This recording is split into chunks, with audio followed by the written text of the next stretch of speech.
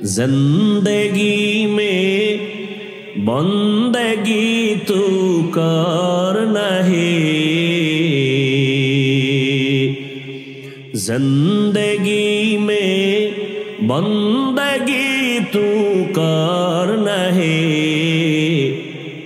जिंदगी बे बंदगी शर्मिंदा है, जिंदगी बे बंदगी शर्मिंदा है। यहाँ हम सब मुसाफिर दिल ना लगा, अहले दिल की नजर से रूह करता जा,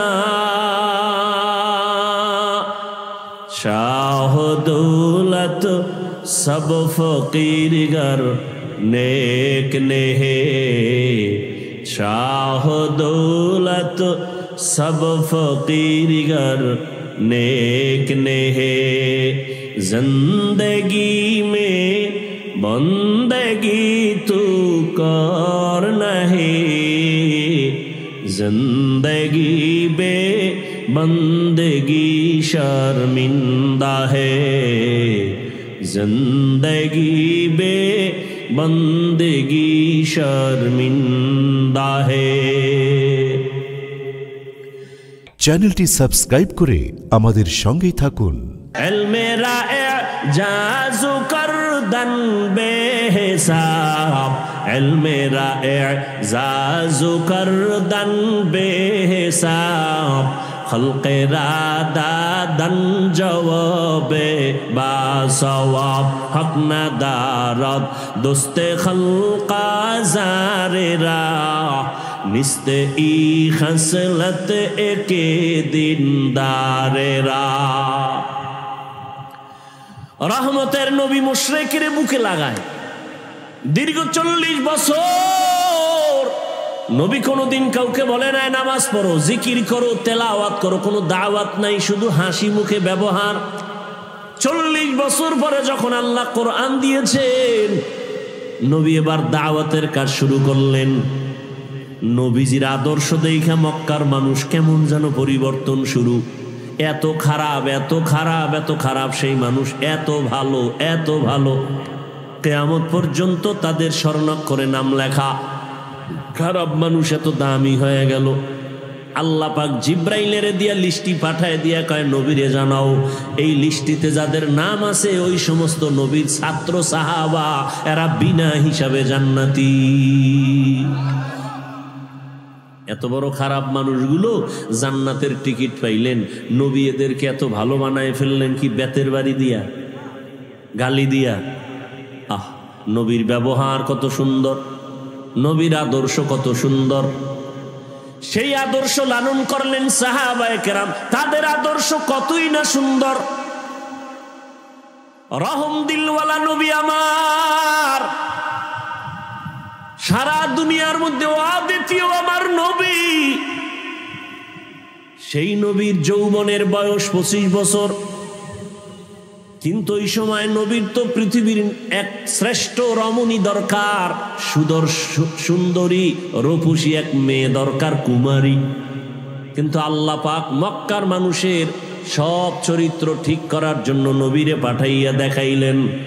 নবী ওই বয়সে একজন মেয়েকে বিয়ে করলেন, এক নারী, তাও 2 জন স্বামী বিদায়ের পরে। রহমতের নবী, 2 সন্তানের মা, জননী।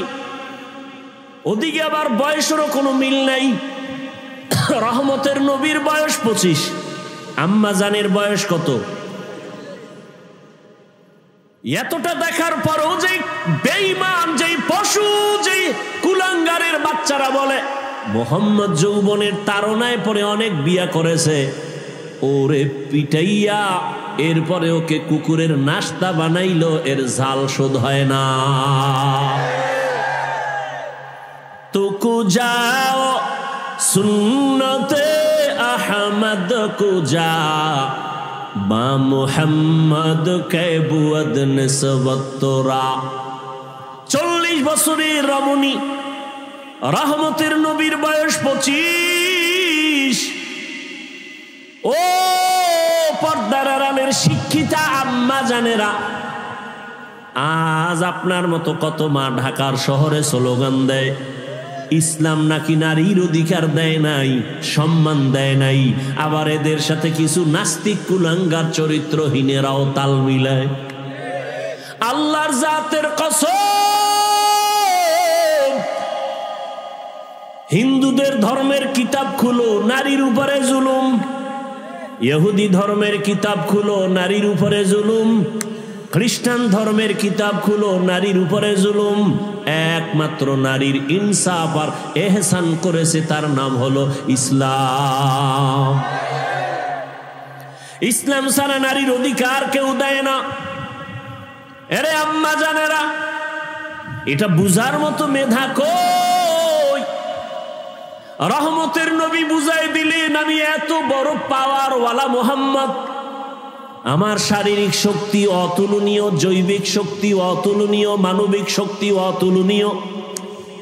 আবার 25 বছর বয়সে আমি 40 বছরের এক রমণীকে বিবাহ করেছি। তাও আবার 2 স্বামী বিদায় হলে 3য় স্বামী আমি। তাও আবার নিঃসন্তান না, 2 সন্তানের জননী। আবার তার গর্ভ থেকে আল্লাহ আমাকে 4টা কন্যা দান করেছেন। খাদিজাতুল কুবরার গর্ভ থেকে 4 কন্যা। নবী বলেন আমার একটা ছেলেও নাই, আমি 4 কন্যার বাবা।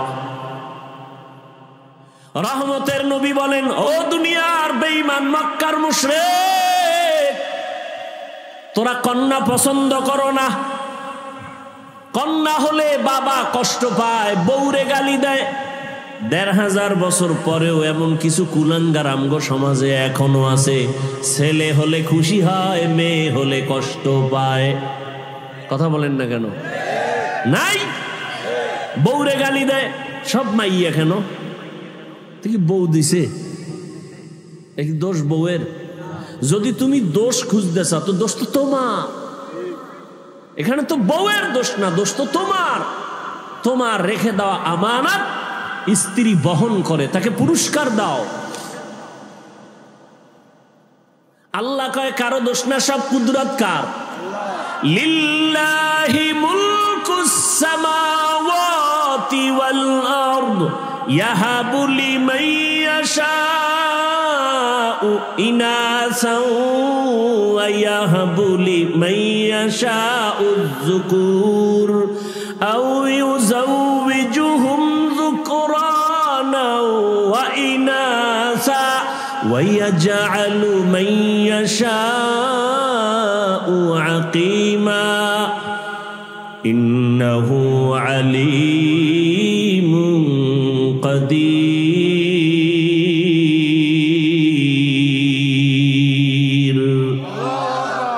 আল্লাহ বলেন আসমান জমিনের ক্ষমতা কার? আল্লাহ বলেন আমি চাইলে কাউকে ছেলে দেই, কাউকে মেয়ে দেই, কাউকে দোনোটা দেই, কাউকে কোনোটাই দেই না। ক্ষমতা কার? আল্লাহর কুদরত। তুমি স্লোগান দাও ছেলে হোক মেয়ে হোক, দুটোর বেশি নয়, একটা হলে ভালো হয়। আবার একজন বলি না হইলে তো আরো ভালো। আল্লাহ কয় না, সন্তান আমি দেই, রিজিকও আমি দেই। মানুষের সংখ্যা যখন কম ছিল, খানার অবস্থাও কম, এখন বাড়ছে, খানার পরিধিও বেড়ে গেছে। 1% জায়গার মধ্যে 50 বছর আগে যেই পরিমাণ ধান হইতো, এখন কম না বেশি? সরকার বাড়াইছে? তোমার আম্মা বাড়াইছে না? কে বাড়াইছে? ওয়াতারযুকু মান তাশাউ বিগাইরি হিসাব।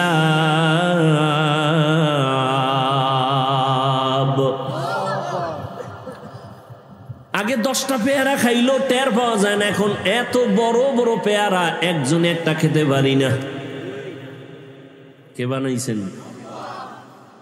এত হাজার হাজার মাছের খানা যিনি দিতে পারেন, হাজার হাজার প্রাণীর খানা যদি জঙ্গলে দিতে পারেন, সেই মালিক মানুষ তোমারে কেন দিতে পারবে না? এত অন্তর কেন তোমার দুর্বল? রহমতের নবী বলেন এই খাদিজার গর্ভ থেকে আমার কয়টা কন্যা? 4 কন্যা। আমার কোনো ছেলে নাই।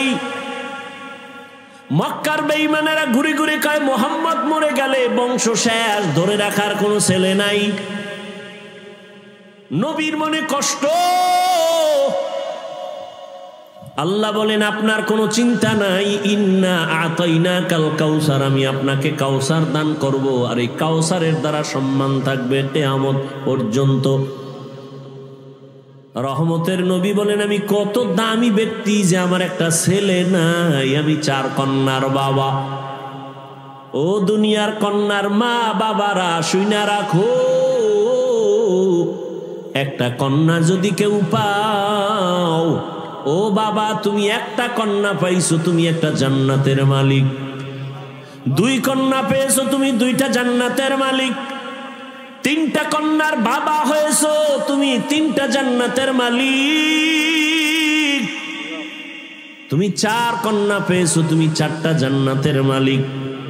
মক্কার মানুষ কত খারাপ, কন্যাকে শুধু অপছন্দ করে তাই না, বাবা হইয়া কন্যাকে জ্যান্ত চাপা দিয়া, পাথর চাপা দিয়া মেরে ফেলে। এতটা খারাপ মানুষ, সেখান থেকে ভালো মানুষে পরিণত করলেন রহমতের নবীর আদর্শ। এরে আল্লাহর গোলাম, হাসরের ময়দান এত কঠিন, ওই সময় যদি আমার আল্লাহ জিজ্ঞাসা করেন, হাজারো কোটি কোটি কোটি কোটি মানুষের ভেতরে আমি আজ একজন মানুষ চাই যে সবার সামনে পুরস্কার দিব, কোন মানুষ? বলে যেই মানুষটা প্রথম আমার হাবিবের হাতে কালেমা পড়েছো, দাঁড়াও। আম্মা জানেরা ভালো করে খেয়াল করেন, হাসরের ময়দানে প্রথম আল্লাহ যদি জিজ্ঞাসা করেন নবীর হাতে কে কালেমা পড়েছো, দাঁড়াও, একজন পুরুষও দাঁড়াবার ক্ষমতা রাখবে না। ওই সময় রহমতের নবীর হাতে কে প্রথম কালেমা পড়েছে, এই প্রশ্নের জবাবে একজন নারী দাঁড়ায় বলবে, হে আল্লাহ, তোমার এই কথার আমি সেই ব্যক্তি, একজন নারী, প্রথম মুহাম্মদের হাতে কালেমা পড়েছি, আমি প্রথম নারী ইতিহাসের পৃষ্ঠায়, আমার নাম খাদিজা। নারীর সম্মান কি পরিমাণ ইসলাম দিয়েছে বুঝাবার সময় নাই রে বাবা। কিন্তু আজকে যারা বলে নারীর সম্মান দেয় না, ওরা কি চায়? ওরা চায় নারীদের বেপরদায় নামাইয়া ভোগের সামগ্রী বানাবে, জেনা বেবিচার কইরা পুরা দেশটাকে বেশ্যাপাড়া বানাতে চায়। ওরা লম্পট, ওরা নারীর দুশ্মন, ওরা মানবতার দুশ্মন, ওরা স্বাধীনতার দুশ্মন, ওরা রসুলের দুশ্মন, ওরা ইসলামের দুশ্মন। ওদের মতো লম্পট চরিত্রহীন জমিনে আর কেউ নাই, ওরা তাসলিমার ফুটানো বাচ্চা। কিয়ামতের ময়দানে রব্বুল আলামিন যদি প্রশ্ন করেন, দ্বিতীয় আমার ইসলাম দুনিয়াতে টিকাইয়া রাখার জন্য কে কল্লা দিয়েছো, রক্ত দিয়েছো, শাহাদাতের পেয়ালা পান করেছো, কিয়ামতের ময়দানে কোনো পুরুষ দাঁড়াবার সাহস রাখবে না। সাইয়্যিদুশ শুহাদা, যাকে বলা হয় আমিরে হামজা রাদিয়াল্লাহু আনহু, রাসূলের চাচা, তাকে বলা হয় শহীদগণের সর্দার, তিনিও দাঁড়াবার সাহস নাই। আল্লাহর প্রশ্ন হলো, শহীদের ময়দানে প্রথম আমার দিন জিন্দা করার জন্য কে কল্লা দিয়েছো? একজন পুরুষ দাঁড়াতে পারবে না, সাইয়্যিদুশ শুহাদা আমির হামজাও দাঁড়াতে পারবে না। দাঁড়াবে একজন নারী, দাঁড়ায় বলবেন, হে মালিক, তোমার এই কথা অনুযায়ী প্রথম ইসলামের জন্য আমি কল্লা দিয়েছি আমি এক নারী, সুমাইয়া রাদিয়াল্লাহু তাআলা আনহা। নারীর সম্মান শুধু দুনিয়ায় না আখিরাতেও বলার সময় নাই। কিয়ামতের কঠিন মুসিবতের সময় সূর্যের গরমে মাথার মগজগুলো ভাতের মারের মতো ফুটবে, নবীরা পর্যন্ত কান্নায় বেহুশ। আদম নবী কাঁদবেন, আল্লাহ আমাকে বাঁচাও। মূসা নবী কাঁদবেন নিজের চিন্তায়, উম্মতের কথা মনেও থাকবে না। ইব্রাহিম নবী কাঁদবেন নিজের চিন্তা, উম্মতের কথা বাদ। কিন্তু সেই সময় রহমতের নবী হাদিসে বলেন, জান্নাতের 8টা দরওয়াজা খোলা হয়ে যাবে। এখনো কিন্তু বিচার শুরু হয় নাই। জান্নাতের 8 দরজা খোলা হবে, দারোয়ানরা বারবার ডাকবে, 4 জন মহিলাকে ডাকবে, আসো, কোনো হিসাব নাই। জান্নাতের 8 দরওয়াজা খোলা, তোমরা যেই কোনো দরওয়াজা দিয়ে ঢুকে যাও, আমরা তোমাকে স্বাগতম দেওয়ার জন্য অপেক্ষায় আছি। 4 জন মহিলাকে ডাকবে, হিসাব লাগবে না, বিনা হিসাবে জান্নাতে ঢুকে যাবে। 4 জন মহিলার জন্য জান্নাতের 8টা দরজা খোলা হবে। এদের কোনো হিসাব নাই, নিকাশ নাই, বিচার নাই। 4 জন পুরুষের নাম তো আমি এ পর্যন্ত হাদিসে পাই নাই, কিন্তু 4 জন নারীর নাম আসছে। রহমতের নবী বলছেন, জান্নাতের 8 দরজা খুলে দিয়া ফেরেশতারা ডাকবে, আসেন, তাড়াতাড়ি আসেন, জান্নাতে আপনাদের জন্য শান্তির বিছানা রেডি। নারীদের সম্মান কিয়ামতের ময়দানে। দুনিয়াতেও কত সম্মান। এরে আম্মা জান, এ জমিনে যত নবী রাসূল আসছেন সব আপনাদের অবদান। আপনারা তো তাদের মা, হাফেজে কোরআনের মা, আলেমের মা। এরে আম্মা জানেরা, আমরা পুরুষেরা জুমার জন্য মসজিদে যাওয়া লাগবে না ঘরে পড়লে হইব? ঈদের নামাজের জন্য ঈদগাহে যেতে হবে। কয় বৃষ্টি বুঝি না, দৌড়মার।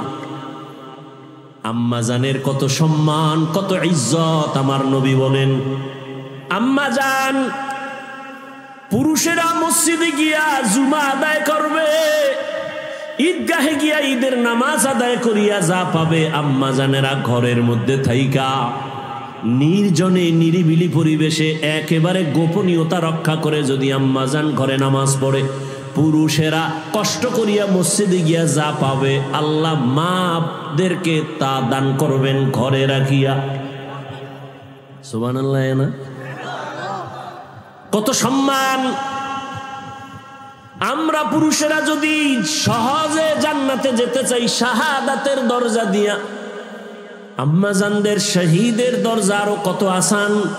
আমাদের বেঈমানের মোকাবেলায় গিয়া যুদ্ধ করা লাগবে।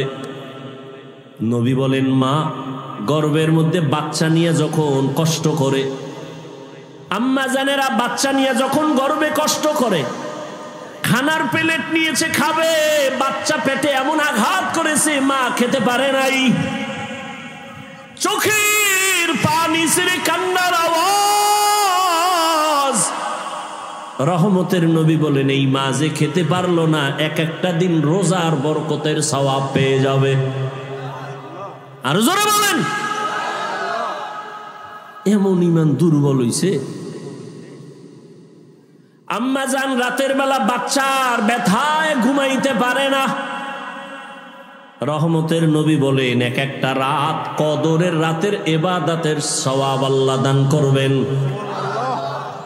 আম্মা জান যেদিন বাচ্চা প্রসব হব, আমি দুনিয়াতে আসব, আম্মা জানের কান্নার এত পরিমাণ আওয়াজ, যে আম্মা জানের কণ্ঠের আওয়াজ বাহিরে যায় না, সে আম্মা জান বেকরার হয়ে গেছে। 7 আসমান বোধহয় মাথায় চেপে বসছে মায়ের কান্নার আওয়াজ। রহমতের নবী বলেন, ওই অবস্থায় কত নারী মরে যায়। বাচ্চা প্রসব কালে যদি কোনো আম্মা জানের ইন্তেকাল হয়ে যায়, বিনা হিসাবে শহীদি মর্যাদা নিয়ে জান্নাতে যাবে। কত মর্যাদা নারীর। কুলাঙ্গারের গোষ্ঠী পাগল হয়ে গেছে ইসলামকে। এই যে যত চান্দাবাজার ধান্দাবাজারা, সব নিকৃষ্ট চরিত্রহীনেরা জানে ইসলাম শান্তি ছাড়া আর কিছু দেয় না। মানে না কেন? তাহলে ওরা মেয়েদের নিয়ে আর হোটেলে হোটেলে মাস্তানি করতে পারবে না। আল্লাহ হেদায়েত দান করুন। আম্মা জান কতটা সহজ আপনাদের জন্য আল্লাহ করে দিয়েছেন। কিয়ামতের ময়দানে যদি আল্লাহ জিজ্ঞাসা করেন, আমার দিন হেফাজতের জন্য কে হিজরত করছো, প্রথম দাঁড়াও। হাসরের ময়দানে একজন নারী পুরুষও দাঁড়াতে পারবেন, একজন নারী দাঁড়ায় বলবেন, হে আল্লাহ, দিন হেফাজতের জন্য প্রথম আমি হিজরত করেছি, জন্মভূমি ত্যাগ করেছি। আমি এক নারী, রহমতের নবীর মেয়ে রুকাইয়া রাদিয়াল্লাহু তাআলা আনহা, উসমান রাদিয়াল্লাহু আনহুর বিবি।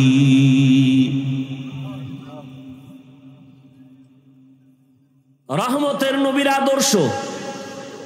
এরে আম্মা জান, এ দুনিয়াতে শুধু দিনের লাইনে না, দুনিয়ার লাইনে যত ভালো ভালো সন্তান আসছে মায়ের অবদানের কারণে। খাজা মঈনুদ্দিনের ঘটনা আমি প্রায় সময় বলি, আপনারা জানেন। খাজা মঈনুদ্দিন চিশতি রহমাতুল্লাহ আলাইহি মদিনাতুল মুনাওয়ারা থেকে আসছেন ভারতে কালেমার দাওয়াত দিতে। লক্ষ লক্ষ বিধর্মী খাজা মঈনুদ্দিনের হাতে কালেমা পড়ে মুসলমান হয়েছেন। মঈনুদ্দিনের দিলটা বড় খুশি। আম্মা জান বলেন, ও মঈনুদ্দিন এত আনন্দিত কেন? বলে, লক্ষ লক্ষ বিধর্মী কালেমা পড়েছে, অনেক আনন্দ। মা কয়, তোমার আনন্দ করার কিছুই নাই, সব আমি মায়ের অবদান। খাজা মঈনুদ্দিন চিশতি আজমিরি রহমাতুল্লাহ আলাইহি বলেন, আম্মা জান আপনার অবদান কি? মা চোখের পানি ছেড়ে বলে, ও বাবা মঈনুদ্দিন, তুই আমার গর্ভে যখন আসছো আমি এক রাতও ঘুমাই নাই। আমি সেজদায় পড়ে আমি মালিকের দরবারে কান্না করে দোয়া করেছি, ও দয়ার মালিক, আমার গর্ভের সন্তান তোমার ওলি হিসাবে দুনিয়ায় পাঠাইও। এই আমার সন্তান মঈনুদ্দিন, তুই দুনিয়াতে আসার পর আমি মা তোকে যতদিন পর্যন্ত দুধ পান করাইছি, আল্লাহর জাতের কসম, একটা ফোঁটা দুধও আমি তোর মুখে বিনা অজুতে দেই না। খাজা মঈনুদ্দিনের মা কান্না করে, বাবা এক ফোঁটা দুধও তোর মুখে বিনা অজুতে দেই নাই। একটু চিন্তা করতে পারেন, এই মায়ের সন্তান জগৎ বিখ্যাত হবে না তো কে হবে?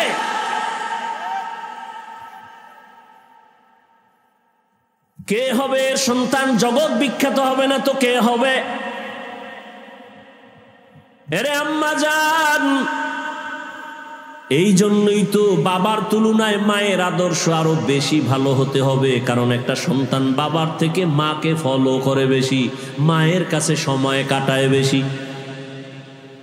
একটা সন্তান বাবার কাছে সময় বেশি কাটায় না মায়ের কাছে? আর মা যা করে তা ফলো করে। এজন্য দেখবেন যেই ঘরের মা নামাজি, আজান যখন হয় মা কাপড় টেনে দেয়। দেখছেন নি? যখন আজানের আওয়াজ পায়, যত বড় উল্টা পাল্টা মহিলা হোক না কেন, কাপড় টেনে দেয়। পাশে একটা বাচ্চা, ও দেখে দেখে শিখতেছে। একদিন কাপড় টান দিছে, মা কয়, গুনা গুনা টানিস না, গুনা। বাচ্চা তো গুনা বুঝে না। হঠাৎ একদিন আজান চলতেছে, মায়ের কাপড় উঠাইতে মনে নাই, বাচ্চা কাপড় টেনে দেয়, এখন আর মা উঠায় না। আম্মু গুনা গুনা গুনা, ঠিক নেই? আম্মা জান নামাজ পড়ে দেখবেন বাচ্চাটাও গুলো শিখে। মা আজান হওয়া মাত্র চলে গেলেন অজুখানায় অজু করার জন্য, দেখবেন বাচ্চাও চলে গেছে মায়ের কাছাকাছি। মা সুন্দর করে অজু বানাইলেন, বাচ্চাটাও মাকে দেখে দেখে অজু করতে গিয়ে আধা গোসল করে ফেলছে।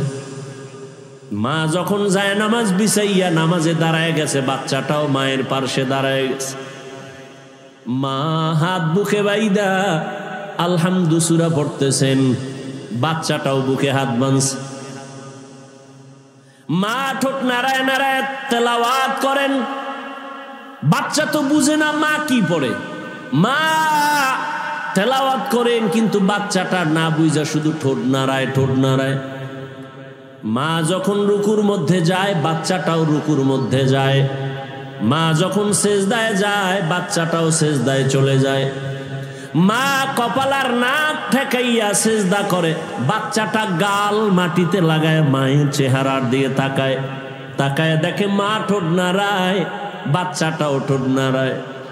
আমার মালিকের কুদরতি অন্তরে মায়ার জোশ। আল্লাহ ডেকে বলেন, ফেরেশতা তাকায় দেখ ওই বাচ্চাটা ঠোঁট নাড়ায় কেন? বলে ওর মা ঠোঁট নাড়ায়।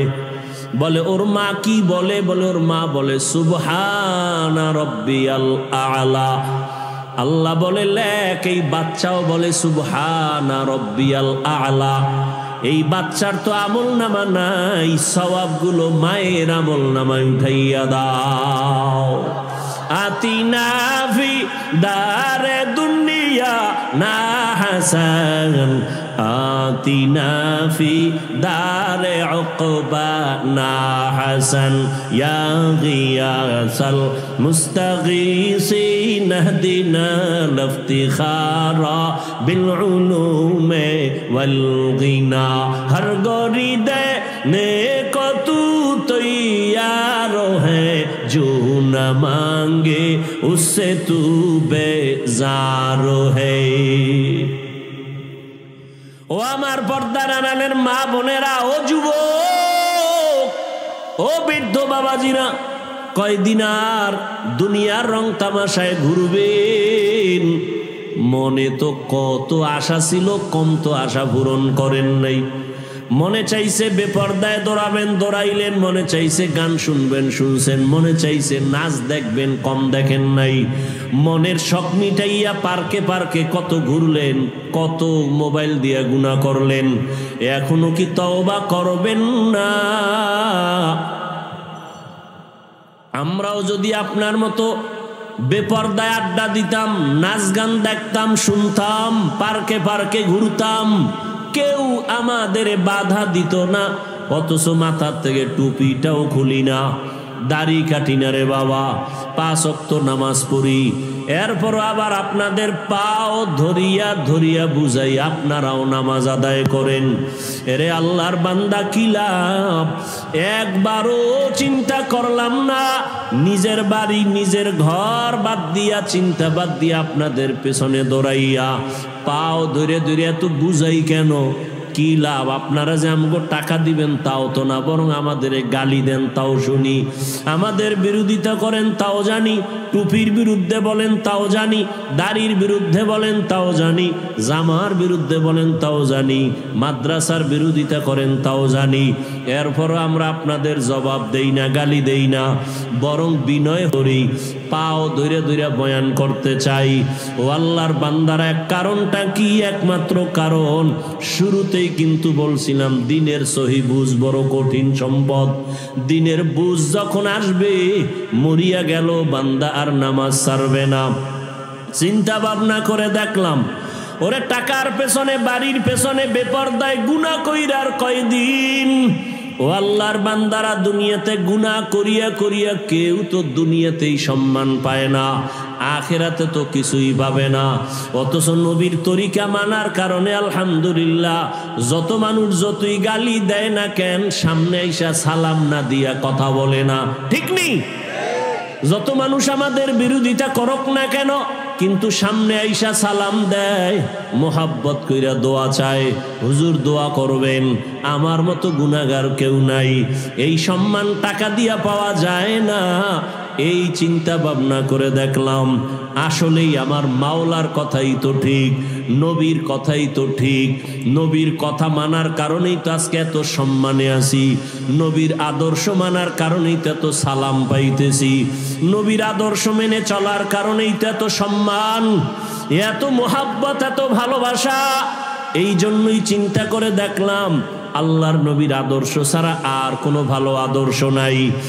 আর আল্লাহর কোরআন সত্য, এ কোরআন ছাড়া সত্য কোনো কিতাব নাই। আল্লাহর কোরআনে স্পষ্ট, গুনাহ করলে কি ক্ষতি হবে, নেক আমল করলে কি লাভ হবে, তাও স্পষ্ট বলা আছে। ওরে আল্লাহর বান্দারা, চিন্তা ভাবনা করে দেখলাম, নবীর হাতে কালেমা পড়িয়া সাহাবায়ে কেরাম জান্নাতের টিকিট হাতে পাইয়া এরপরেও যদি কান্না করেন কবরের ভয়ে, হাসরের ময়দানে দাঁড়াবার ভয়ে, আমার তো নামাজ নাই, রোজা নাই, তেলাওয়াত নাই, কিছুই নাই, মানুষকে দেখাবার জন্য যা করি, আল্লাহর কাছে আমি কেমন করে দাঁড়াবো? এই চিন্তা করে চোখের পানি ছেড়ে দোয়া চাই, দোয়া করি। ও আল্লাহর বান্দারা, আমরা নামাজ পড়িয়াও কাঁদি, দাড়ি রাখিয়াও কাঁদি, ভয় ভয়।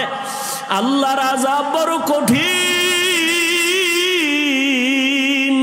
আর আপনারা যারা নামাজ পড়েন না, দাড়ি রাখেন না, পর্দা করেন না, বেপর্দায় চলেন, মা বাবার সাথে বেয়াদবি করেন, আলেম ওলামার সাথে বেয়াদবি করেন, শিক্ষকের সাথে বেয়াদবি করেন, মানুষের উপরে জুলুম করেন, আপনাদের হালাতটা আরো কত ভয়ঙ্কর হবে। দুনিয়াতেই তো মাওলায় দেখায় দেয়, ওরে টাকা পয়সা নিয়ে জুলুম করিয়া বাড়ি সাইরা পালায়া গেল, ওরে টাকা পয়সা জুলুম করিয়া কেউ দুনিয়াতে সম্মানে থাকতে পারে নাই। কই নমরুদ, কই সাদ্দাত, কই হামান, কই কারুন, কই ফেরাউন, কই আবু জাহাল, কই আবু লাহাব, এক এক করে সব ধ্বংস হয়ে গেল। চিন্তা ভাবনা করে দেখলাম মদিনার আদর্শ ছাড়া শান্তির কোনো পথ নাই। ও আল্লাহর বান্দারা, এই জন্যই তো তাকায় দেখলাম কত মানুষ যদিও মাদ্রাসায় পড়ে নাই, কিন্তু এরপর অনেক সম্মান। কেন বলি? স্কুলে পড়িয়াও নামাজ ছাড়ে না, কলেজে পড়িয়াও দাড়ি কাটে না, বেপর্দায় চলে না। কত ডাক্তার, কত ইঞ্জিনিয়ার, কত প্রফেসর ডাক্তারি করে, নামাজ ছাড়ে না, ইঞ্জিনিয়ার হইয়াও নামাজ ছাড়ে না, প্রফেসরি করিয়াও নামাজ বাদ দেয় না।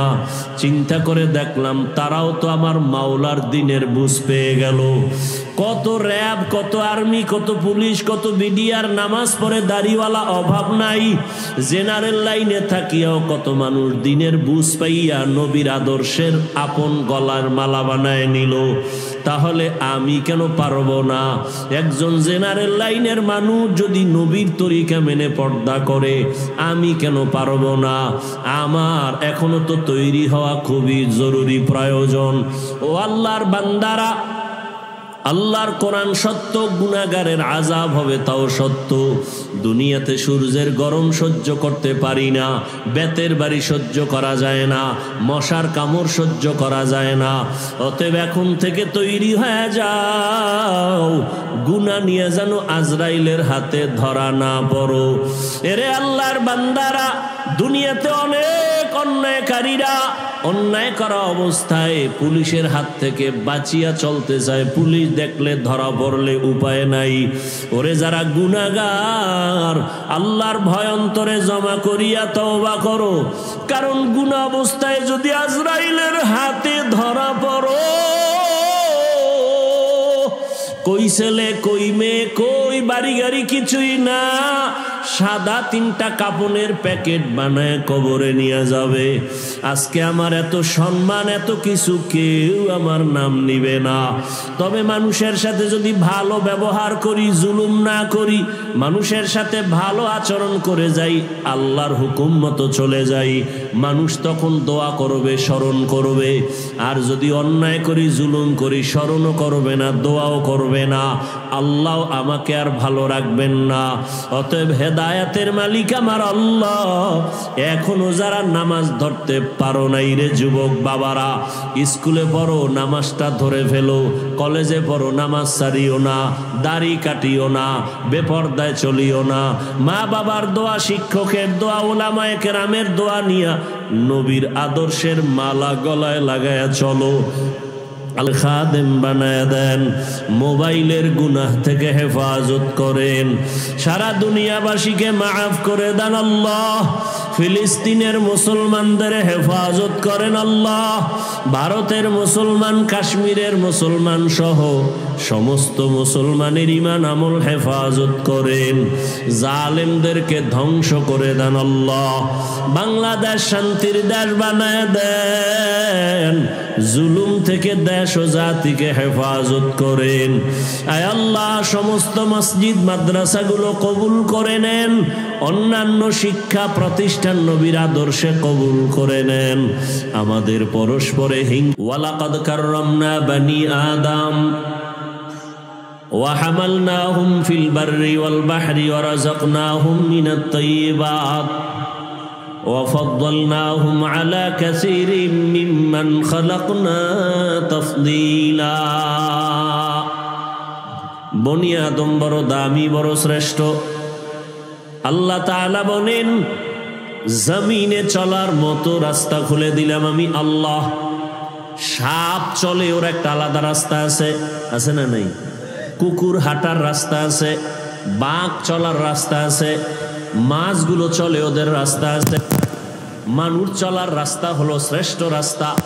এমন রাস্তা বাঘের জন্য নাই, এমন রাস্তাটা কোনো প্রাণীর জন্য নাই। আল্লাহ বলেন আমি তৈরি করে দিলাম জমিনে চলার জন্য উত্তম পথ। শুধু তাই না, পানির মধ্যে চলার মতো ব্যবস্থা করে দিলাম। পানির মধ্যে চলে মানুষ, লোহা পানির মধ্যে ফেললে ডুবে যায়। মানুষের মেধা খাটাইয়া ওই লোহা দিয়া আবার সুন্দর বড় বড় স্টিমার বানাইয়া ভাসমান হইয়া এক প্রান্ত থেকে ভিন্ন প্রান্তে যায় ব্যবসার জন্য। আল্লাহ কয় বান্দা তুই নিজে বানায় বাহাদুরি করিস না, তোকে বানানোর মতো মেধা দিয়েছি আমি আল্লাহ। এরপরে আল্লাহ বলেন আমি আল্লাহ মানুষের জন্য জমিনে উত্তম খানার আয়োজন করেছি। আমি পিপিলিকার খানাও দেই, কুকুরের খানাও দেই, জঙ্গলের প্রাণীর খানাও দেই, নদীর মধ্যে হাজার হাজার মাছের খানাও আমি আল্লাহ দেই। উড়ন্ত পাখির খানাও কে দেন?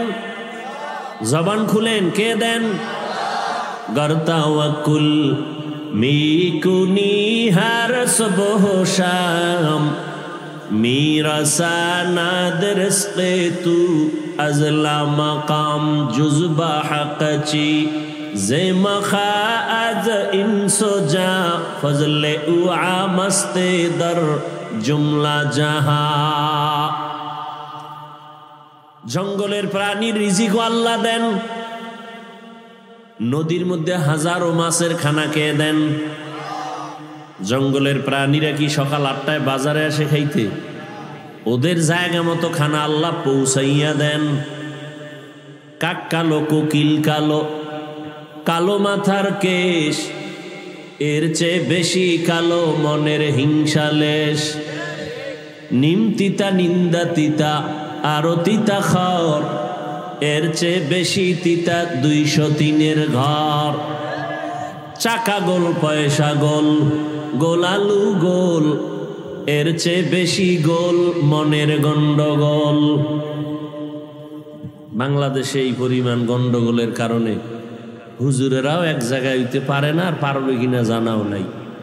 তবে রেডি থাকেন, মায়ের কপালে আরো আছে, রেডি থাকেন। বহু ভিডা আছে কপালে, কি পরিমাণ ভিডা যে কপালে আছে কোনো সীমানা নাই।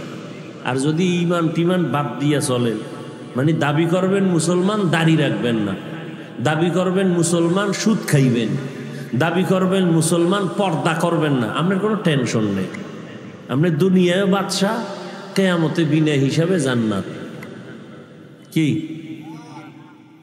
আর যদি কোন না মুসলমান দাবি করলে চাপাবাজি না, দাড়ি রাইখা মুসলমান দাবি করব, টুপি ওয়ালা মুসলমান হব, আল্লাহকে ধোকা দিব না, তাহলে রেডি থাকেন পিডা খাওয়ার জন্য।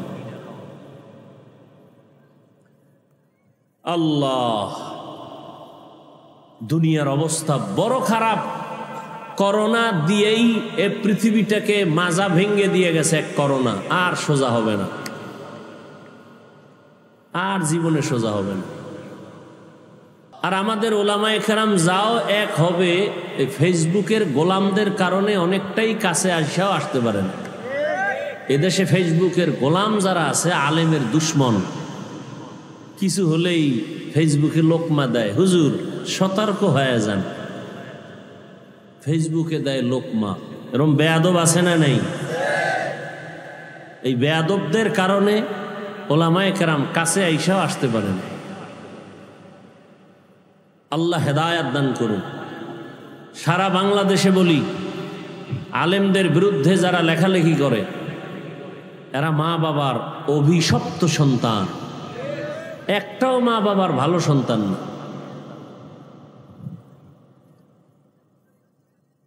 তো পৃথিবীতে মানুষ সৃষ্টির আগেই আল্লাহ মানুষকে সৃষ্টির শ্রেষ্ঠ মর্যাদা দিছেন, যে আয়াত আমি আপনাদের শুনাইলাম।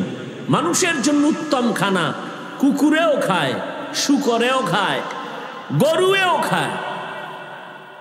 মানুষের খানা কি এক? মানুষের যত খানা সব কাবারে আটকানো, যাতে ময়লা না লাগে। আপনি ভাত খাবেন, চালটা কাবার লাগায় দিছেন। আপনি রুটি খাবেন, গম কাবারে আটকানো। আপনি মাছ খাবেন, কাবার খুলে খাও।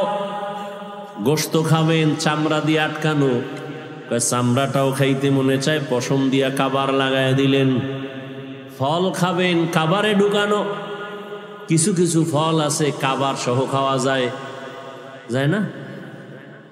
যেই কাবারগুলো সহ আপনি খেতে পারবেন, সে কাবারগুলো এতটাই সফট, এতটাই প্লেন যে বাহিরের ময়লা আটকায় না। বাইরের ময়লা আটকায় না। আর যেটা আটকায় যায় ওইটার চামড়া সহ কাবার সহ খাওয়া যায় না। যেমন কলার ভিতরে ময়লা আটকায় বাহির থেকে, এজন্য এটা ফালায় খাও। আপেলের উপরের কাবারের উপরে ময়লা আটকাবে না, হালকা পানি দাও, ধুইয়া নাও, কাবার সহ খাও। আঙ্গুরের ময়লা আটকাবে না, কাবারটা সহই তুমি ধুইয়া খেয়ে ফেলো। তো মানুষের রিজিক এত পিওর। আল্লাহ তাআলা বলেন মানুষ হবে সৃষ্টির শ্রেষ্ঠ সিদ্ধান্ত মানুষ বানাবার আগেই। তো দুনিয়ায় পাঠাবার পর এদের শ্রেষ্ঠত্ব ধরে রাখার জন্য আমি আল্লাহ কিছু ব্যবস্থাও দিয়েছি, যেই ব্যবস্থাগুলো ধরে রাখলে ওর সম্মান ইজ্জত কখনো নষ্ট হবে না। এই ব্যবস্থার মধ্যে দুইটা ব্যবস্থা আল্লাহ দিলেন। এক ব্যবস্থা ব্যক্তি, দ্বিতীয় ব্যবস্থা কিতাব। ব্যক্তিদের মধ্যে শ্রেষ্ঠ ব্যক্তি রহমাতুল লিল আলামিন। কিতাবের মধ্যে শ্রেষ্ঠ কিতাব হলো কোরআনুল কারীম। শ্রেষ্ঠ ব্যক্তি রহমতের নবী আমার, তিনিও আসলেন মক্কা নগরীতে। কিতাবের মধ্যে শ্রেষ্ঠ কিতাব আল্লাহ এটাও দিলেন মক্কা নগরীতে। তবে ব্যবধান, আল্লাহ যে দুইটা ব্যবস্থা দিলেন, কিতাব আর ব্যক্তি, এই দুই ব্যবস্থা যারা মেনে চলবে তারা দুনিয়ায় বাদশা, আখেরাতেও বাদশা। এদের কোনো সম্মানও কখনো যাবে না, ঈমানও যাবে না। তবে এই দুই ব্যবস্থার মধ্যে পাওয়ার হলো ব্যক্তির পাওয়ার বেশি। এজন্য আল্লাহ ব্যক্তি জমিনে বেশি পাঠাইছেন, কিতাব কম পাঠাইছেন। নবীগণ, সিদ্দিকগণ, শহীদগণ, সালেহগণ, লক্ষ লক্ষ নবী রসুল, লক্ষ লক্ষ সাহাবায়ে কেরাম। কিতাব হলো 104। আবার ব্যক্তি আগে পাঠাইছেন, কিতাব অনেক পরে পাঠাইছেন। আবার ব্যক্তি পাঠাইয়া কিতাবটা হাতে দেন নাই, বরং কিতাবটা বুঝার মতো যোগ্যতা আল্লাহ আগে ঢুকাইছেন, বুঝানোর মতো যোগ্য বানাইছেন, তারপরে কিতাব দিছেন। না হয় আমাকে এক প্রশ্নের জবাব আপনারা দেন, রহমতের নবীর মতো তো শ্রেষ্ঠ ব্যক্তি কেউ নাই। বলে কেমন শ্রেষ্ঠ? মেধার বেলায় শ্রেষ্ঠ, চেহারার বেলায় শ্রেষ্ঠ, গঠনের বেলায় শ্রেষ্ঠ, শারীরিক গঠন শক্তির বেলায় নবী শ্রেষ্ঠ। কেমন? করে করে তুলনা নাই। সেই নবীর আমাদের তো এখন এমন যুগ আসছে, 1-1.5-2 বছরের বাচ্চা অনেক চালাক। রহমতের নবী তো তুলনাহীন ব্যক্তি। সেই রসুলকে 40 বছর পরে কেন কোরআন দিলেন? দুনিয়ার মানুষকে জানায় দিলেন, হে মানুষ, রহমতের নবী গোটা দুনিয়ার মানুষের আদর্শ মডেল। এমন আদর্শ রহমতের নবী তৈরি করলেন, কিয়ামত পর্যন্ত ওই প্রেসক্রিপশন দিয়া গোটা দুনিয়াটা চলবে, নতুন কোনো আদর্শের প্রয়োজন হবে না।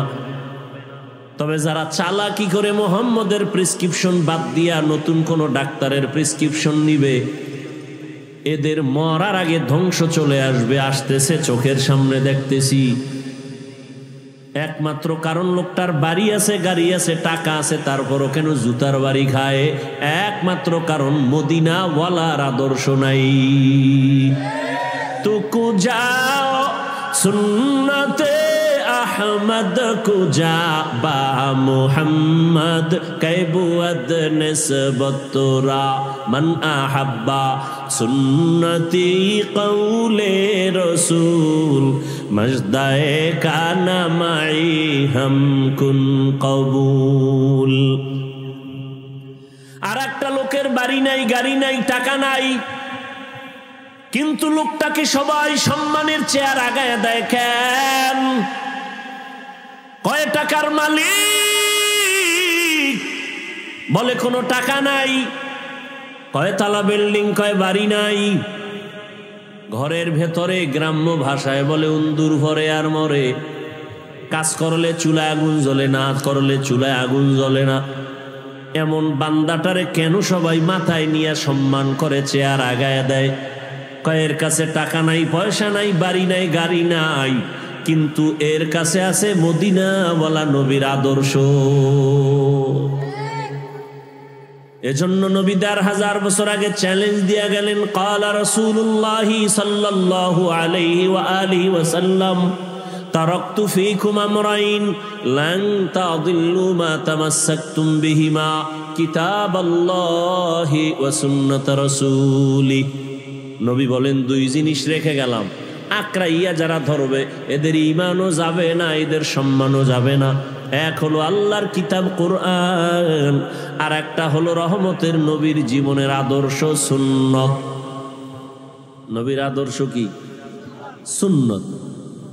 এই দুই জিনিস এখনো যাদের কাছে আছে তাদের সম্মানও আছে, ঈমানও আছে। এই দুই জিনিস যার কাছে যতটুকু নাই তার কাছে ততটুকু সম্মান নাই, ঈমানও নাই। ভাইরা আমার, রহমতের নবী মক্কা নগরীতে আসছেন। দুই ব্যবস্থা আল্লাহ দিয়া দিলেন, নবী পাঠাইয়া এরপরে আল্লাহ ৪০ বছরের পরে কোরআন অবতীর্ণ করা শুরু করলেন। কেমন জায়গা মক্কা? নবী যখন আসছেন তখন মক্কার জায়গা বড় দামি, কিন্তু মানুষগুলো সব থেকে বড় চরিত্রহীন, লম্পট, বড় খারাপ। জায়গা বড় দামি, পৃথিবীর মধ্যখানের জায়গা, যেখানে আল্লাহর ঘর বাইতুল্লাহ। ইন্না আউওয়ালা বাইতিন উযিআ লিন-নাসি লাল্লাযী বিবাক্কাতা মুবারাকান ওয়া হুদা, মুবারাকান ওয়া হুদাল লিল আলামিন। এমন একটা ঘর আল্লাহ বানাইলেন, পৃথিবী নামক গ্রহ আল্লাহ বানাইয়া প্রথম ঘর, এমন একটা ঘর আল্লাহ বানাইলেন যে ঘর হেদায়াতের ঘর, ইবাদতের ঘর, যেই ঘরের দিকে তাকাইলে সওয়াব, যেই ঘর শুধু দেখবে তাকায়া বাইতুল্লাহ সওয়াব, যেই ঘরের আঙ্গিনার মধ্যে বসে একবার যদি বলে আল্লাহ, ১,০০,০০০ বার আল্লাহ বলার সওয়াব, যেই বাইতুল্লাহর এরিয়ার মধ্যে বসে যদি একবার কেউ বলে লাব্বাইক, ১,০০,০০০ বার লাব্বাইক বলার সওয়াব, যেই এরিয়ার মধ্যে একটা সেজদা দিলে ১,০০,০০০ সেজদার সওয়াব। এমন একটা ঘরের পার্শ্বের মানুষগুলো চরিত্রহীন, চরন্ত খারাপ। কতটা খারাপ ভাষা নাই বলার, লজ্জার কারণ। এত খারাপ, নারী আর পুরুষ উলঙ্গ হইয়া একত্রে বাইতুল্লাহর দেওয়ালটাকে তাওয়াফ করে। কতটা খারাপ!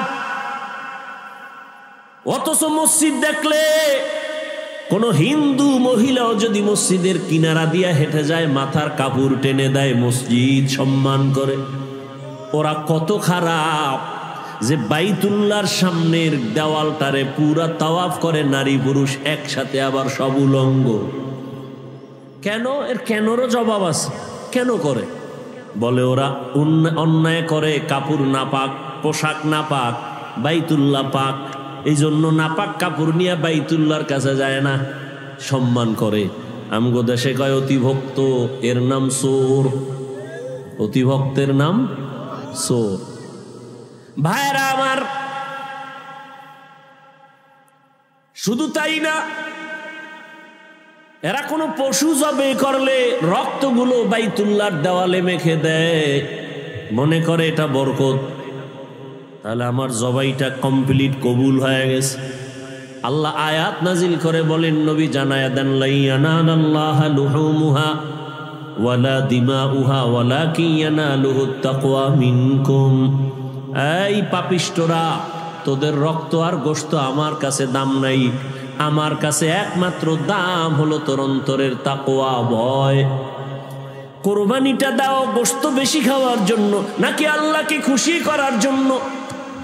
এটা আমি দেখার, এটাই তোর কোরবানির মূল। কত বড় গরু কোরবানি দিলা, কত কেজি গোশত হলো, আমি আল্লাহ এটা দেখি না, আমি দেখি তোমার অন্তরের মধ্যে আমি আল্লাহর ভয় আছে কিনা। হর কে দারদ খৌফে হকদার দিল মদম জন্নতুল মাওয়া দেহদ উরা মাকাম। মক্কার মানুষ আর কত খারাপ, বলে ওরা নারীদের পছন্দ করে না। বিধবা নারী সমাজের বাইরে। আম্মা জানেরা মাসে যখন অসুস্থ হয় বিছানা আলাদা করে দেয়, ঘৃণা করে। কন্যা পছন্দ করে না। ছেলে হলে বাবা খুশি, বড় ঈদের আনন্দ করে।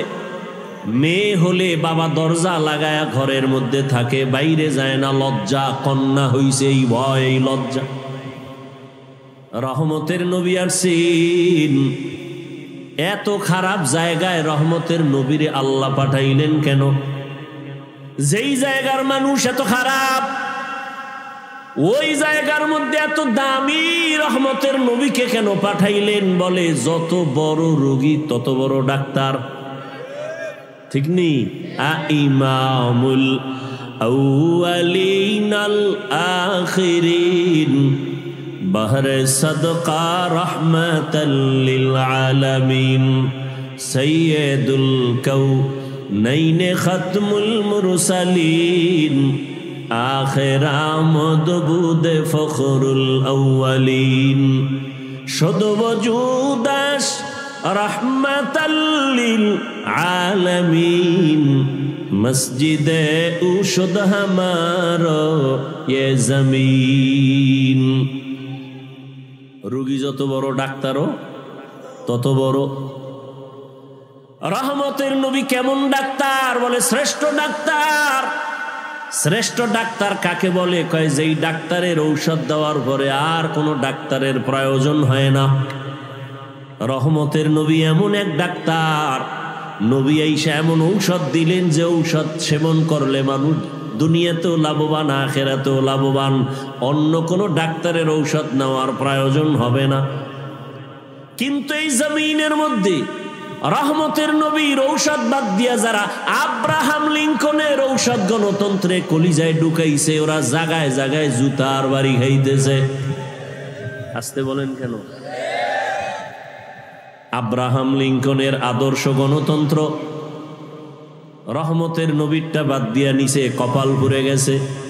লেনিনের আদর্শ নিচে, নবীরটা বাদ দিয়া কপাল পুড়ে গেছে। কালমার্সের আদর্শ নিয়ে নবীরটা বাদ দিছে, কপাল পুড়ে গেছে। জমিনের মধ্যে নবীর আদর্শ বাদ দিয়া ভিন্ন কোনো আদর্শ যারা গ্রহণ করেছে, এরা মরার আগেই মরে গেছে। এদের ইজ্জত সম্মান সব নষ্ট হয়ে গেছে। আল্লাহর জাতের কসম, এ জমিনে একমাত্র রহমতের নবীর আদর্শ ছাড়া আর সুন্দর ভালো আদর্শ কারো মধ্যে নাই। রহমতের নবীর আদর্শ কত সুন্দর! কাউকে গালি দেওয়া যাবে না। কেউ যদি তোমাকে গালি দেয় জবাব দিও না, ধৈর্য ধারণ করো। নিজের হাতে বিচার নিও না, আসমানে ছেড়ে দাও। আসমান থেকে বিচার হবে, কঠিন বিচার, যা ফিরাইতেও পারবে না। ধৈর্য ধরে তুমি চুপ থাকো। স্বয়ং রহমতের নবীকে সামনে দাঁড়ায়া বেঈমান গালি দেয়, নবী কোনো জবাব দেন না। আবু বকরের মাথা গরম, জবাব দিবেন ভাব, নবী ইশারা করলেন জবাব দিয়েন না। আর এক বেঈমান আইসা গালি দেয়, ওমর পাশে, মেজাজ গরম। ওমর বলে এখন ধরে ফেলবো। নবী ইশারা দিলেন কিচ্ছু বলিয়েন না। নবী বলেন বান্দা যখন চুপ হইয়া থাকে, আল্লাহর উপরে ভরসা করে বিচার দেয়, তখন ফেরেশতা আল্লাহ পাঠাইয়া ওই বেঈমানের বিচার করেন। বড় কঠিন, আল্লাহর বিচার বড় কঠিন। রহমতের নবীর আদর্শ সামনে কোরবানি আসতেছে। নবীর আদর্শ কত সুন্দর! বলে শুধু মানুষ হইয়া কষ্ট দিবে এতটুকুই না, বলে কোরবানি যারা দিবা একটা পশুর সামনে আর একটা পশু জবাই করবা না, অন্য পশু কষ্ট পাবে। নবীর আদর্শ কতটাই সব। কোন পশুকে শোয়াইয়া রাইখা জবাই দিতে দেরি করবা না, কষ্ট পায়। এক পশুর সামনে অন্য পশু জবাই করবা না, কষ্ট পাবে। তাহলে একটা পশুর কষ্ট রহমতের নবী বরদাস্ত করতে পারেন না, সে জায়গায় মানুষ হইয়া মানুষের কষ্ট দিলে এটা কেমনে বরদাস্ত হবে? কিন্তু কপাল বড় খারাপ, এমন যুগে জমিনে জন্ম নিলাম, এমন সমাজে যে একটা কুকুর মারলে মানুষ কষ্ট পায়, কিন্তু মানুষ জবাই দিলে কষ্ট পায় না। কপাল বড় খারাপ। রহমতের নবীর আদর্শ এতটাই সুন্দর, জীবনে নবী একটা মিথ্যা কথা বলেন নাই, ঘোষণা দিলেন মিথ্যা বলবা না, হারাম। নবীও বলেন নাই, কাউকে বলার অনুমতিও দেন নাই। নবী কতটা সরল। মসজিদে নববীর মধ্যে বসে আছেন, শরীরের মধ্যে একটা জামা লাগানো, হঠাৎ একটা বাচ্চা ইসা ডাক দিছে দরজার সামনে, ইয়া রাসূলুল্লাহ, আমারে আম্মু পাঠাইছে। আম্মু কি চাও? আমার আম্মু একটা জামা চাইছে, কুর্তা। নবী বললেন আমার কাছে এক্সট্রা কুর্তা নাই, জামা নাই। বাচ্চা চলে গেল। কিছুক্ষণ পর আবার ঘুরে দিয়ে ঈশা বলেন, ও দয়ার নবী, আপনার শরীরের মধ্যে যেই জামাটা আছে আমার আম্মু সেই জামাটাই চেয়েছেন। রহমতের নবী কেমন দয়ার নবী, নিজের জামাটা খুইলা দিয়ে দিছেন, খালি বডি নিয়ে নবী বসে আছেন। আপনি দিবেন? এই নিজের খানা অন্যকে দিবেন? এই মানুষ তো জমিনে নাই, নিজের গায়েরটা খুইলা দিবে এমন কেউ নাই।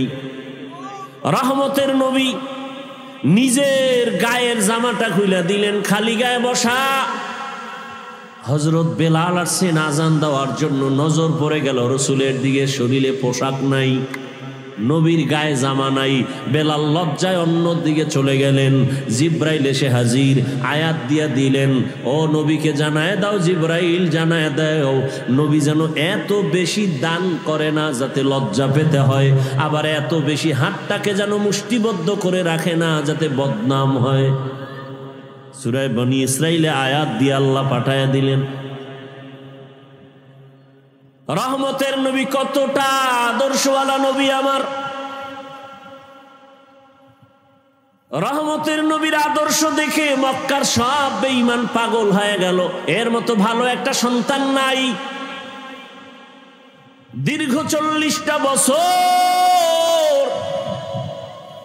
নবীজির আদর্শ দেখা সব কুফুর, সব কাফের, সব মুশরিক মূর্তি পূজা করে। নবী কি এগো বলছে সি সি কাছে আসবা না? বলছে? কথা বলেন না কেন? আপনি কি করেন? আপনি তো মুশরিক তো দূরের কথা, কাফের তো পরে, খালি মাঝে মাঝে নামাজ ছাড়ে। এর দেখে আপনি কেন দূর দূর দূর, তুই বেনামাজি আসবি না কাছে।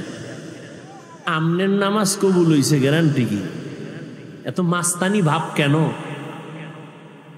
রহমতের নবী মুশরিকের বুকে লাগায়, কাফের নবী আলিঙ্গন করেন, আর তুমি মুমিন মুসলমান হইয়া আর এক মুসলমানের সালাম পর্যন্ত দাও না। স্বার্থে আঘাত লাগছে, সালাম দেয় না। আছে না নাই? তোমার দোকানের পাশে আর একটা দোকান, তুমি মুদি দোকানদার, তোমার পাশে আর একজন এসে দোকান দিল, কেন সালাম নাই, কালাম নাই, দোয়া ইউনুস পরে ও যেন তাড়াতাড়ি মরে। ঠিক নি? আলহামদুলিল্লাহিল্লাযী জাআলাশ শামসা ওয়াল কমারা বিহুসবান ওয়ান নাজমা ওয়াশ শাজারা ইয়াসজুদান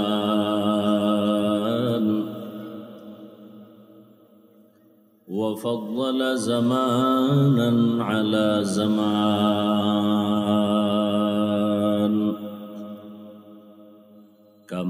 فضل مكانا على مكان وإنسانا على إنسان ونشهد أن لا إله إلا الله وحده لا شريك له لا ضد له ولا ند له ولا مثل له ونشهد أن سيدنا وسندنا وحبيبنا وحبيب ربنا وطبيبنا وطبيب قلوبنا ومولانا محمدا عبده ورسوله اللهم صل على محمد النبي الأمي وعلى آله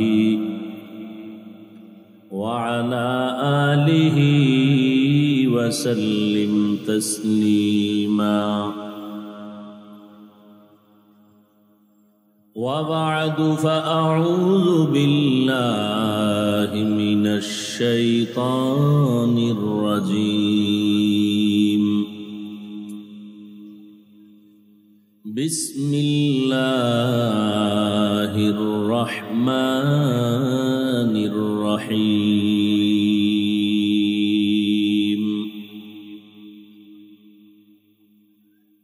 لقد كان لكم في رسول الله أسوة حسنة وقال رسول الله صلى الله عليه وآله وسلم من يرد الله به خيرا يفقهه في الدين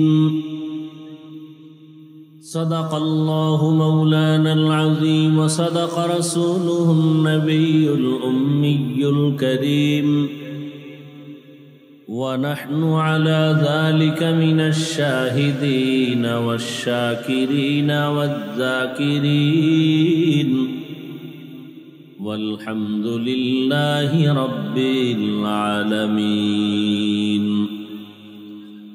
سبحانك لا علم لنا إلا ما علمتنا إنك أنت العليم الحكيم رب اشرح لي صدري ويسر لي أمري واحلل عقدة من لساني يفقه قولي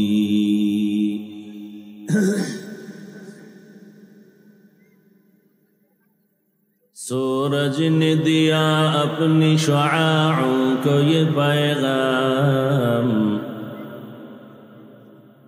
سورج نے دیا اپنی شعاعوں کو یہ پیغام دنیا ہے عجب چیز کو بھی صبح کو بھی شام دنیا ہے عجب چیز کو بھی صبح کو بھی شام دنیا میں ہو دنیا کا طلبگار نہیں ہو دنیا میں ہو دنیا کا طلبگار نہیں ہو بازار سے گزر ہو خریدار نہیں ہو بازار سے گزر ہو خریدار نہیں ہو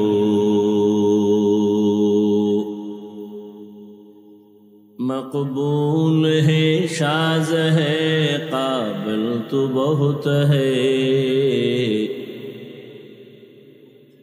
مقبول ہے شاذ ہے قابل تو بہت ہے آئینہ کے مانندے تو نہیں دل تو بہت ہے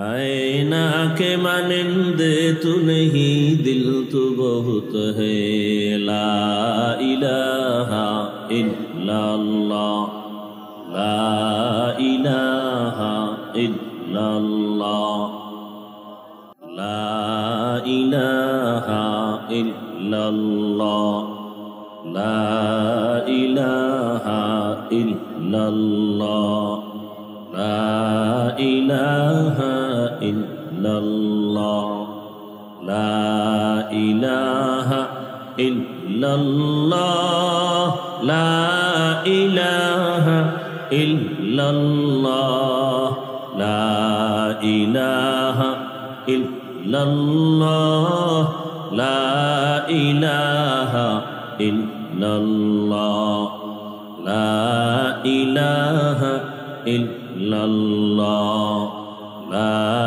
इलाहा इल्लल्लाह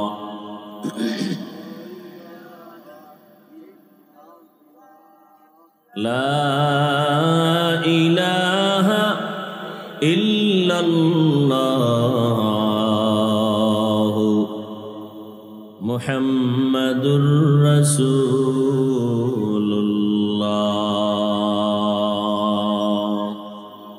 মুসলমানের আওয়াজকেই আজ বাতিলরা অনেক অনেক ভয় করে, কারণ আওয়াজের মধ্যে ঈমানের ঘ্রাণ আছে।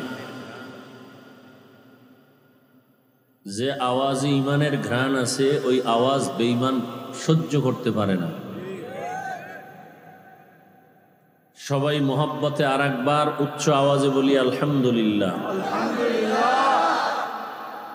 দরুদ ও সালাম সৈয়দুল মুরসালিন রাহমাতুল লিল আলামিন শফিউল মুজনিবিন খাতামুন নবিয়্যিন সৈয়দুস সাকালাইন ইমামুল মুরসালিন শফিউ আযম রাসূল আকরাম রহমত আলম নবিয়ুল আরব আল আজম হাবিব কিবরিয়া अशरफुल अंबिया सैयदुल अंबिया शफीअ महशर साक़ी कौसर आका नामदार मदीना का ताजदार आफ्ताब नबूवत फ़ख्र मौजूदात सैयदुल मखलूक़ात हज़रत मुहम्मदुर रसूलुल्लाह।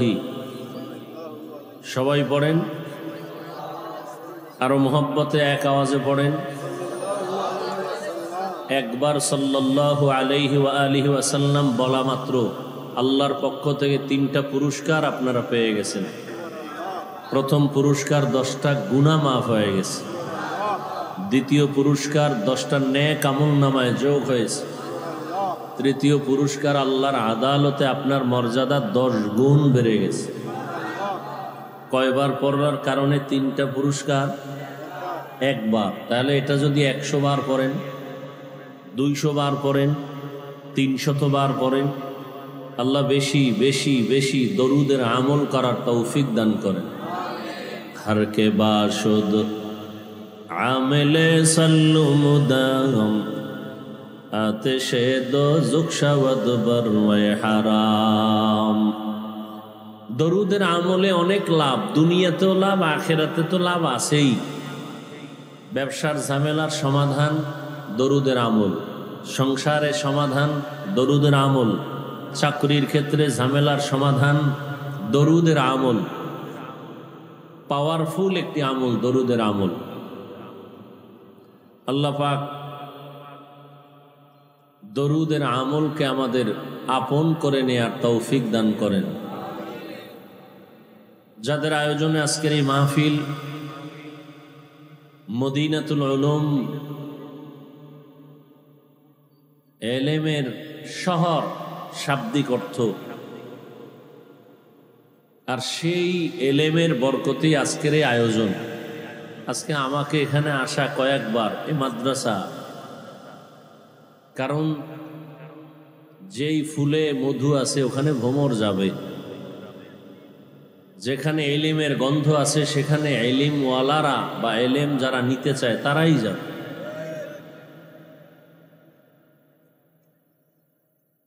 আল্লাহ পাক এই মাদ্রাসা কবুল করেন।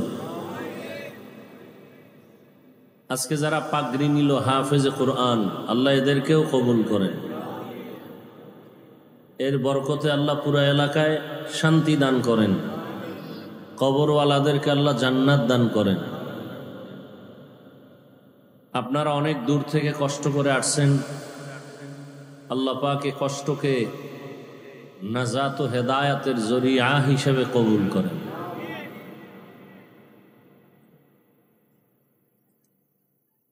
অন্তরে রসুলের মোহাব্বত আছে, আল্লাহর মোহাব্বত আছে, এজন্যই আপনারা এখানে আসছেন এবং এখানে বসছেন।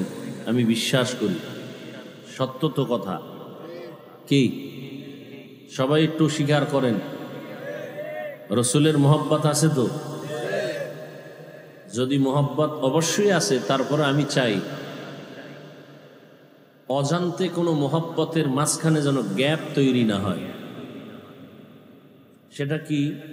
রসুলের সুন্নত, কোনো মজলিসে যখন বসো মাঝখানে ফাঁকা রাখবা না, এটা রসুলের সুন্নত, ফাঁকা না রাখা। এতটুকু সুন্নতের মোহাব্বত যদি আপনাদের অন্তরে থাকে, শোনার পরেও যদি যে না নবীর মোহাব্বত অন্তরে রাখা দরকার, তারা দয়া করে ফাঁকা রাখবেন না। বলার দায়িত্ব আমার, মানবেন কিনা সে দায়িত্ব আপনার। আসছেন সওয়াবের আশায়, এমন কোনো আমল বা আচরণ যেন না হয় যে আচরণে আপনি সওয়াব থেকে বঞ্চিত হয়ে যাবেন।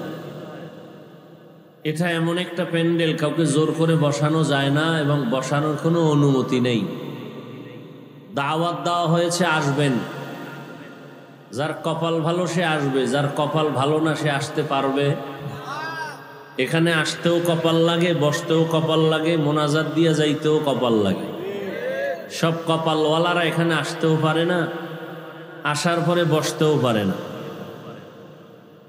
আর কপাল যদি পুড়ে যায় তো আমি হাফিজুর রহমান কেন আর মক্কা মদিনার ইমাম কেন, রসুলের বয়ানও ওর কপাল খুলবে না। প্রোগ্রামের প্রচারণা চলতেছিল অনেক দিন ধরে, অনেকে শুনছেন, আসার নিয়ত করেছেন, আসতে পারেননি। জরুরি কারণে যদি আসতে নাও পারেন, আল্লাহ তাদেরকে সওয়াব দিয়ে দিবেন। আর একদল আল্লাহর বান্দারা আসছেন ঠিক, কিন্তু এই বেহেশতের বাগানে বসতে পারেননি, কারণ চাইলেই বসা যায় না আল্লাহ যদি কবুল না করেন। আপনাদের এই অঞ্চলে অনেক টাকাওয়ালারা আছে, চাইলে বছরে 2-1 বাইতুল্লাহ হজ করে আসতে পারে, উমরা করে আসতে, কিন্তু বছর কেন যুগ যুগ হয়ে গেছে যেতে পারে না। কেন? টাকা থাকলে বাইতুল্লাহ যাওয়া যায় না, আল্লাহ কবুল করতে হয়। তাহলে যারা আসতে পারে না তাদের চিন্তা ভিন্ন, কিন্তু তাদের জন্য দুঃখ যারা ওয়াজের নামে আসিয়া ওই বেহেশতের বাগানে বসতে পারে নাই। এরা দোকানপাটে ঘুরে আড্ডা দেয় আর কবিরা গুনাহ করে। কত নিকৃষ্ট কপাল যে বাড়ির থেকে ওয়াজের নাম নিয়ে এসেও বেহেশতের বাগানে আসতে পারে নাই। কত নিকৃষ্ট কপাল। দোয়া করি আল্লাহ তাদের হেদায়াতের দৌলত দান করেন।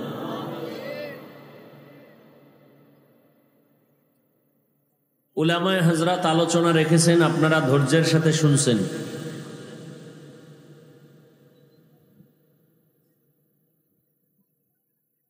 গোপনে গোপনে গোপনে কালেমার দাওয়াত চলতেছে, নামাজ পড়ে তাও গোপনে, পর্দার ভেতরে, চারদিকে দুশ্মন। মাত্র 39 জন মুসলমান রসুলের হাতে। কতজন? মাত্র 39 জন মুসলমান। গোপনে গোপনে নামাজ চলে, গোপনে গোপনে কিছু দাওয়াত চলে। ডাইনে বামে পাহারাদার রেডি করছে, কোনো দুশ্মন আসার আগে আমগো জানাইও। এই দাওয়াত কে দিতেছেন? আরে ভাই কথা বলেন না কেন? 39 জন মুসলমান মাত্র, গোপনে দাওয়াত চলতেছে। দাওয়াতের কাজ কে করতেছেন? স্বয়ং রসুল। যেই রসুলের শরীর মোবারকে মশামাছি পড়া হারাম, যেই রসুল আল্লাহর কাছে চাইলেই আল্লাহ জাকাত নগদ দিয়ে দিবেন, একটু চিন্তার বিষয়। সেই রসুল গোপনে গোপনে কালেমার কথা বলেন, দাওয়াত দেন, আবার বাইরে পাহারাদারও রেডি রাখছেন। তুমি বাইরে পাহারা দাও, কোনো দুশ্মন যেন এসে হামলা করার সুযোগ না পায়। 11 জন মাত্র মহিলা মুসলমান, আর পুরুষ কয়জন? 39 জন। স্বয়ং রসুলের হালাত যদি এমন হয় যে রসুলের চেহারা দেখলে বেঈমানের অন্তর কেঁপে উঠে, যে রসুলের জন্য সারা দুনিয়ার মখলুকাত আশেক, সেই রসুলের অবস্থা যদি এমন হয়, আমরা তো হাজার শুকর আদায় করি যে আলহামদুলিল্লাহ বাদশার হালাতে আমরা এখনো দ্বীনের কথা বলতেছি। কথা ঠিক না? আমাদের কোনো পাহারাদার রাখার দরকার আছে? নেই।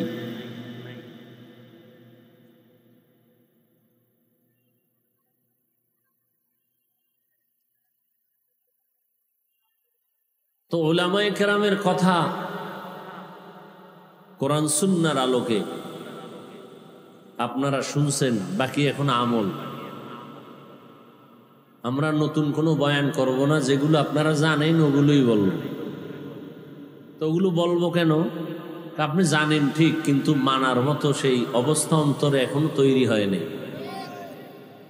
ওয়াজ মাহফিলে বসলে এরকম অন্তর তৈরি করাই হলো মাকসাদ। এ কারণেই আমি হাদিস পড়েছি, আয়াত পড়েছি। আল্লাহ বলেন, লাকাদ কানা লাকুম ফি রাসূলিল্লাহি উসওয়াতুন হাসানাহ। অবশ্যই রসুলের মধ্যে তোমাদের জন্য রয়েছে উত্তম আদর্শ। কেমন উত্তম আদর্শ?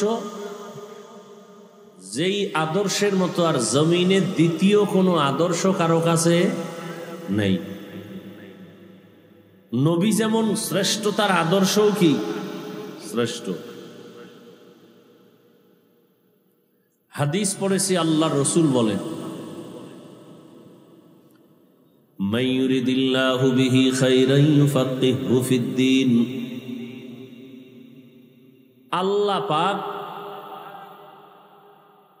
যাকে ইচ্ছা করেন ভালোবাসবেন, হেদায়াত দিবেন।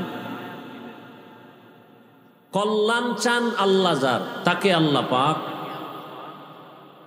তাফাক্কুহ ফিদ্দীনের মাকাম দান করেন। আপনাদের পেটে কি বেশি ক্ষুধা লাগছে? হালকা পাতলা ক্ষুধা আছে, সেই ক্ষুধা কি বাদাম খাইলে যাবে? কেন এগুলো করেন ওয়াজের প্যান্ডেলে বসে? এই আকাম চলে, এই জন্য আর বরকত কমে যাইতেছে। বেশি বুঝেন তো, এই বেশি বুঝেই এই জাতির এই হালাত। বেশি বুঝার কারণে আলেমের কথা ভালো লাগে না, ইমামের কথা ভালো লাগে না, নিজের ভুল দেখে না, হুজুরের ভুলটা আগে ধরে ফেলে। ওয়াজের প্যান্ডেলে আপনি 2 ঘন্টা না খাইলে কি হবে? এতে বরকত থাকে না। এখন এই কথা আমি বুঝাবো কাকে? বুঝার মানুষ নেই, বুঝানোরও মানুষ নাই, বিরোধিতার মানুষ আছে।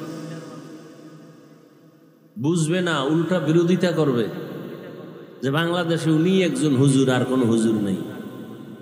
বাস, আল্লাহ হেদায়াত দান করুন। আবার প্যান্ডেলের এই মাঠের মধ্যে দোকানগুলো দিলেন কেন?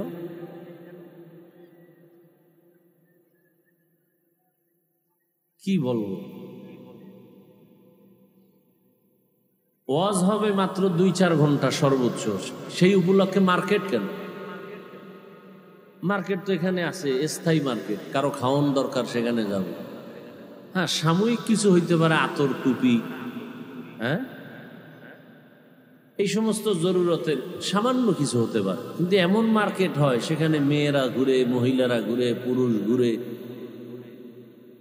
আর এগুলো প্যান্ডেল থেকে অনেক দূরে রাখা দরকার, যাতে মাহফিলের বরকত নষ্ট না হয়।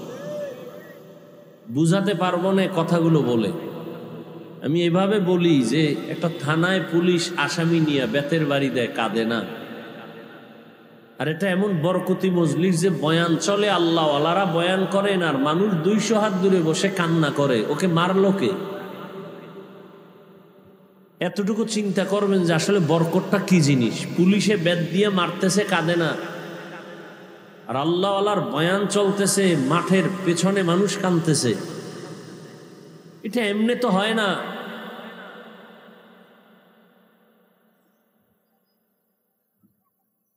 আল্লাহর রসুল বলেন, আল্লাহ যাকে কল্যাণ দিবেন ইচ্ছা করেন তাকে তাফাক্কুহ ফিদ্দীনের মাকাম দান করেন। তাফাক্কুহ ফিদ্দীন তার মানে হলো দ্বীনের সহি বুঝ পাওয়া, আর একটা হলো তাআল্লুম ফিদ্দীন, দ্বীন সম্পর্কে জ্ঞান অর্জন করা, ইসলাম সম্পর্কে জ্ঞান অর্জন করা, ইসলাম সম্পর্কে জানা, আর একটা হলো ইসলাম সম্পর্কে পরিপূর্ণ নিজেকে তৈরি করা। এটা তাফাক্কুহ ফিদ্দীন, অর্থাৎ দ্বীনের সহি সমঝ, দ্বীনের বুঝ।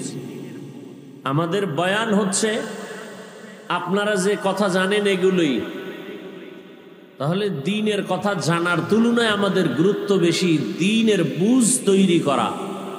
কারণ দ্বীনের বুঝ যখন এসে যাবে তখন জেনারেল লাইনের মানুষটাও আর দাড়ি কাটবে না, নামাজ ছাড়বে না। আর দ্বীনের বুঝ যদি না আসে তাহলে মাওলানা নামের সাইনবোর্ড লাগাইয়াও বেপর্দায় বসে আড্ডা দিবে। দ্বীনের বুঝ আসে নাই, দ্বীন সম্পর্কে অনেক জ্ঞান আছে, বুঝ নাই। যারে আমি আর মাওলা আমাকে দেখতেছেন, আল্লাহ আমাকে দেখতেছেন, আমি অন্তরে কি কল্পনা করতেছি। আমার আল্লাহর আদালতে আসামির কাঠগড়ায় দাঁড়াতে হবে, এই বুঝটা যখন অন্তরে ইস্তেহজার হবে তখন সে অন্যায় থেকে নিজেকে গুটায় নিবে। এটাকে বলে তাফাক্কুহ ফিদ্দীন। রসুল বলেন, আল্লাহ যাকে কল্যাণ দেওয়ার ইচ্ছা করেন, ভালো চান, তাকে তাফাক্কুহ ফিদ্দীনের মাকাম দান করেন। এখানে আপনারা বসছেন, অনেকেই ফজর পড়েন নি, আজ আসর পড়েন নাই, জোহর পড়েন নাই, মাগরিব পড়েন নাই, এশা পড়েন নাই, ওয়াজ শুনতে আসছেন। অথচ রসুল বলেন, মুমিন আর বেঈমানের মাঝখানে প্রাচীর হলো নামাজ। বাইনাল আব্দি ওয়া বাইনাল কুফরি তরকুস সালাহ। মুমিন নামাজ ছাড়ে না, বেঈমান নামাজ পড়ে না। তাহলে মুমিন আর বেঈমানের চিহ্ন নামাজ, অথচ নামাজ নাই।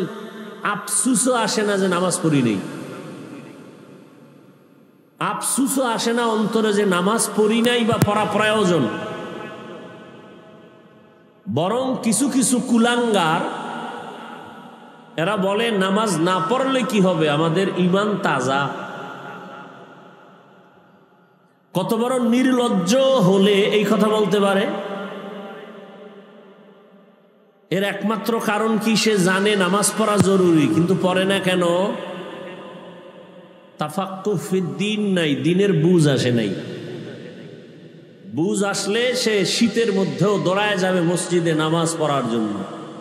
তাকে ঠান্ডা পোশাক তাকে আটকায় রাখতে পারবে না ঘরে, বৃষ্টি তাকে আটকায় রাখতে পারবে না, রৌদ্র তাকে আটকায় রাখতে পারবে না।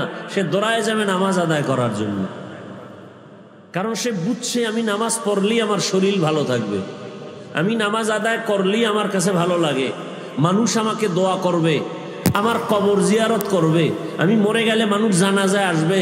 আরে লোকটা জেনারেল লাইনে থাকলে কি হবে, নামাজ ছাড়ে নাই। এই বুঝটা যখন আসছে সে আর নামাজ ছাড়ে না। আর এই বুঝ যখন আসে নাই তখন হুজুর হইয়াও নামাজ অনেক সময় ঠিক মতো আদায় করে না। এর নাম তাফাক্কুহ ফিদ্দীন। আল্লাহ আমাদের সবাইকে দ্বীনের সহি বুঝ দান করেন। ছোট্ট এক টুকরো আয়াত পড়েছি রসুলের শান, লাকাদ কানা লাকুম ফি রাসূলিল্লাহি উসওয়াতুন হাসানাহ। তরজমাটা আমি বলে দিয়েছি, ব্যাখ্যায় ঢুকার আগে অল্প টাইম শুধু কিছু ভূমিকা আপনাদের সামনে পেশ করছি। পৃথিবীতে আল্লাহ মানুষ সৃষ্টি করার আগেই সিদ্ধান্ত নিয়েছেন স্থায়ী মানুষ হবে সৃষ্টির শ্রেষ্ঠ। মানুষ সৃষ্টির আগেই আল্লাহর সিদ্ধান্ত মানুষ হবেই সৃষ্টি, একমাত্র শ্রেষ্ঠ হবে মানুষ। স্থায়ী সিদ্ধান্ত করেছেন মানুষ বানাবার আগেই। আল্লাহ সে সিদ্ধান্ত কোরআনে বলেই দিলেন।